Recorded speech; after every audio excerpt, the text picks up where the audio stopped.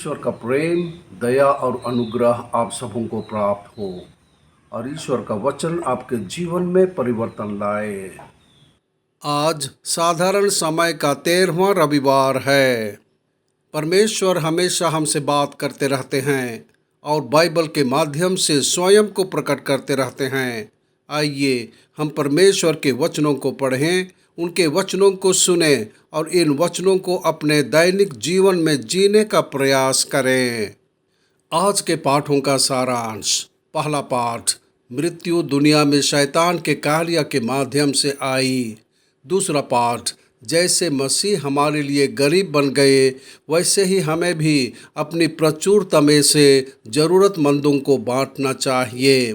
सुसमाचार पाठ, यीशु ने रक्तस्राव से पीड़ित एक महिला को ठीक किया और जैरूस की बेटी को मौत से बचाया। आज का पहला पाठ प्रज्ञा ग्रंथ से लिया गया है और यह हमें उस पहले पाप के बारे में बताता है जिसने दुनिया में दुख लाया। क्योंकि परमेश्वर ने मनुष्य को अविनाशी होने के लिए रचा, उसने उसे अपने स्वभाव की छवि बनाई, परंतु शैतान की डाह से मृत्यु जगत में आई और वे जो उसकी मानव जाति से संबंधित हैं इसका अनुभव करते हैं। अब भी शैतान सभी प्रकार के पापों के माध्यम से लोगों के जीवन में दुख और पीड़ा लाती है। कुरिन्थियों को लिखे संत पौलुस के पत्र से लिए गए दूसरे पाठ में उन्हें बताया गया कि यीशु अपनी दयालुता में थे। यद्यपि वह धनवान था, परंतु तुम्हारे कारण वह निर्धन हो गया ताकि उसकी गरीबी से हम अमीर बन जाएं। उसी तरह संत पौलुस ने ख्रिस्त के अनुयायियों को दयालु और उदार होने और दूसरों की पीड़ा कम करने के लिए प्रोत्साहित किया। ऐसे में उन्हें भी आपस में समानता लानी होगी। आज का सुसमाचार संत मरकुस से लिया गया है। यह हमें चंगाई की दो कहानियों के बारे में बताता है। यह कहानी हमें एक पिता के अपनी मरती हुई बेटी के प्रति अगाध प्रेम के बारे में बताती है।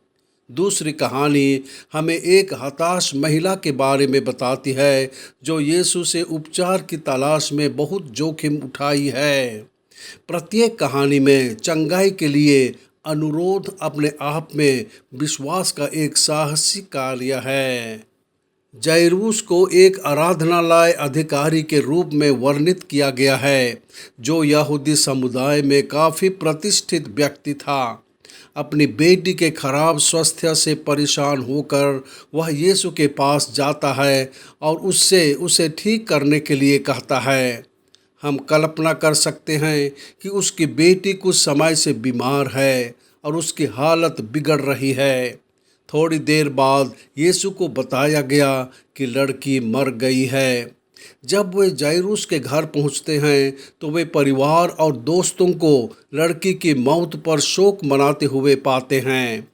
यीशु मृत लड़की के कमरे में प्रवेश करते हैं, उसका हाथ पकड़ते हैं और उसे उठने का आदेश देते हैं।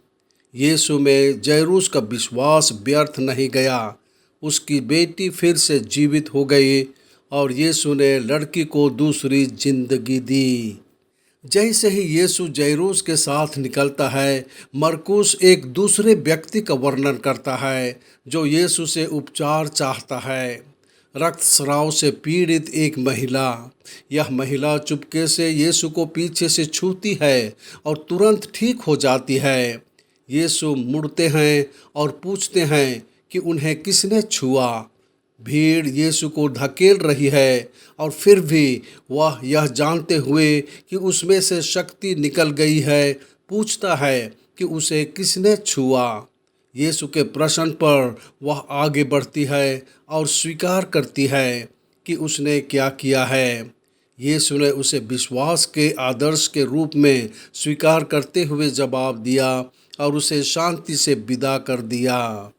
यीशु के ये दो चमत्कार, मृतकों को जीवित करना और लंबी बीमारी को ठीक करना, दर्शाता है कि वह सच्चा ईश्वर है।